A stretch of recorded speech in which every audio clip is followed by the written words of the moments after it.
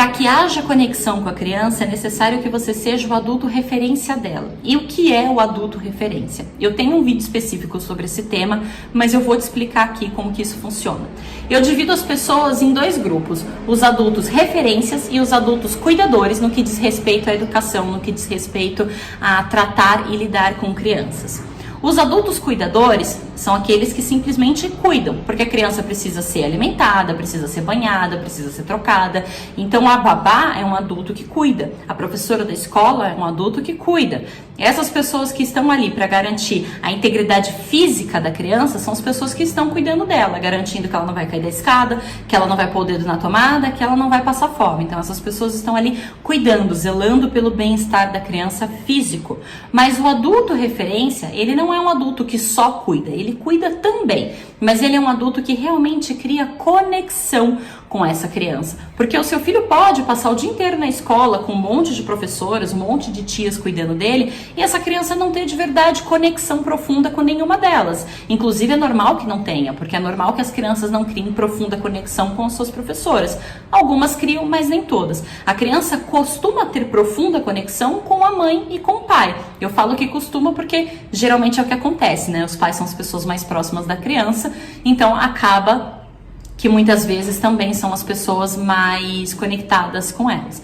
Mas isso não necessariamente é assim, não é porque a mãe é a mãe que obrigatoriamente ela já é o adulto referência do filho dela. Para se tornar o adulto referência da criança ou para se manter sendo o adulto referência da criança, é necessário um passo a passo, é necessário um procedimento que ele não termina nunca. O adulto referência não chega no ponto em que você fala, eu já sou o adulto referência, não preciso fazer nada. Porque uma vez que você já é, você precisa continuar alimentando para não deixar de ser. É como se fosse uma planta que você está sempre regando. Você rega a planta para que ela nasça e depois que ela nasceu, você continua regando para que ela não morra. Então, ser o adulto referência funciona da mesma forma. Esse adulto referência é a pessoa em quem a criança vai se espelhar. A criança vai olhar para essa pessoa e falar, ok, eu quero fazer o que essa pessoa faz, eu quero ser da forma que essa pessoa é. Não porque a criança está te copiando, porque ela não vai ser exatamente igual a você, mas porque ela vai se espelhar nos seus comportamentos. Então, se você fala de um determinado jeito, a criança vai aprender a fazer também. Se você come determinado tipo de coisa, a criança vai aprender a comer também. Se você é gentil com as pessoas, a criança vai aprender a ser também. Se você grita com as pessoas, a criança vai aprender a gritar também, porque ela está usando o seu comportamento como referência para ela desenvolver o comportamento dela.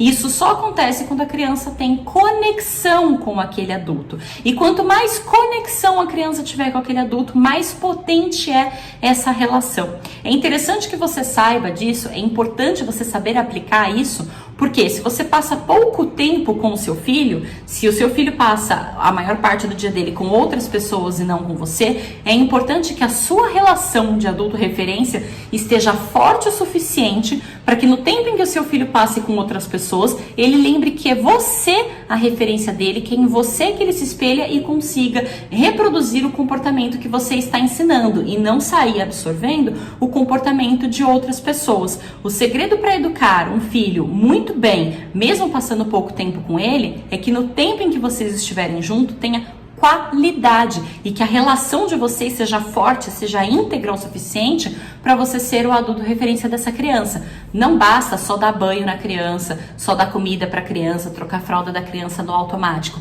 É preciso estar conectado com ela, é preciso estar entregue emocionalmente. A entrega emocional vai muito além do dar banho na criança pensando na louça que você tem para lavar. Quando você tem entrega emocional, você olha no olho, você conversa com a criança de verdade, sem estar no celular, sem estar pensando em outras coisas. Você pratica a escuta ativa. O que é a escuta ativa? A maior parte das pessoas escuta já pensando na resposta que vai dar. Essa é a escuta passiva. Você está ouvindo só ali o que você precisa para formular uma resposta. A escuta ativa é quando você está preocupado verdadeiramente em ouvir o outro, muito mais do que em responder o outro.